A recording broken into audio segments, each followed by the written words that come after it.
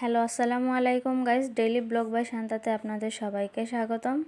আজকে আমার এই ব্লগে আপনারা দেখতে পাবেন আপনাদের ভাইয়া অনলাইনে কি অর্ডার করেছিল, কেন পার্সেলটি আবার ফেরত দিল, সেটি আজকের ব্লগে থাকছে। অনেক দিন যাবতই আপনাদের ভাইয়া বলছিল যে যখন হুন্ডা চালাই তখন দেখা যায় গায়ে অনেক ধুলা আসে, যদি একটা ডাস্ট কোট পেতাম তাহলে ভালো হতো। তো মার্কেটে গিয়ে অনেক খোঁজাখুঁজি করে কিন্তু পায় না। তো হঠাৎ করে একদিন দেখে মোবাইলে ডাস্ট কোটের একটা ভিডিও আসে যে অনলাইনে বিক্রি হচ্ছে। তো সেই ভিডিওটি দেখার পরে সে আর দেরি করলো না, সে সাথে সাথে অর্ডার করে দেয়। ডাস্ট কোটটি দেখতে মোবাইলে ভালোই দেখাচ্ছিল।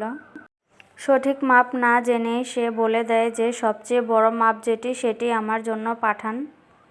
তারপর তো অর্ডার করার 2 দিন পরেই পার্সেলটা চলে আসে। তো নিয়ে আসার পর যখন পার্সেলটা খুলে ডাস্টকোটটা গায়ে দিয়ে তখন দেখে যে তার গায়ে আর লাগে না। তখন তো তার মনটা অনেক খারাপ হয়ে যায়।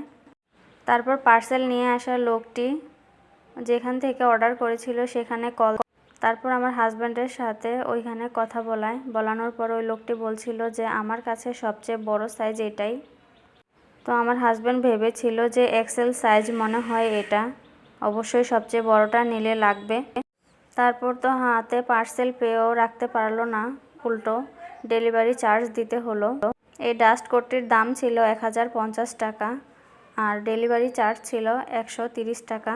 সঠিক মাপ না জেনে আসলে অনলাইনে কোনো কিছু অর্ডার করা ঠিক না।